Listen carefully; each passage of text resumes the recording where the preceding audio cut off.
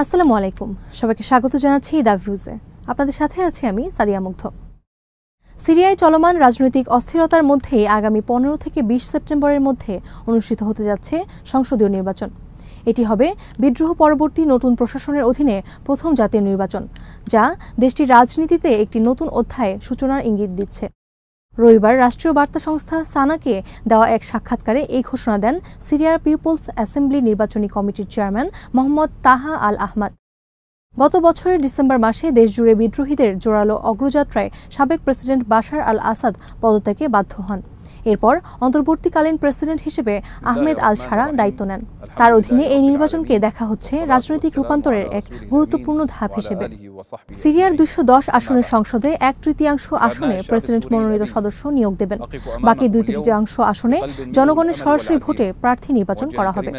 নির্বাচনী প্রস্তুতির অংশ হিসেবে প্রতিটি প্রদেশে একটি করে নির্বাচনী কলেজ গঠন করা হবে। এই কলেজগুলো নির্বাচনের জন্য প্রার্থী বাছাইয়ে ভূমিকা রাখবে বলে জানান নির্বাচন কমিটির সদস্য হাসান আল দালখেম। বিশেষজ্ঞরা মনে করছেন এই নির্বাচন সিরিয়ার ভবিষ্যৎ রাজনৈতিক গতি প্রকৃতি নির্ধারণে মুখ্য ভূমিকা রাখবে। তবে এখনও বড় প্রশ্ন হয়ে আছে বিদ্রোহী গোষ্ঠীগুলো এই নির্বাচনে অংশ নেবে কিনা। আন্তর্জাতিক সম্প্রদায় নতুন প্রশাসন ও নির্বাচনকে কিভাবে গ্রহণ করবে। বিশ্লেষকরা আরও বলছেন, নির্বাচন শান্তি ও স্থিতিশীলতার পথে অগ্রসর হওয়ার একটি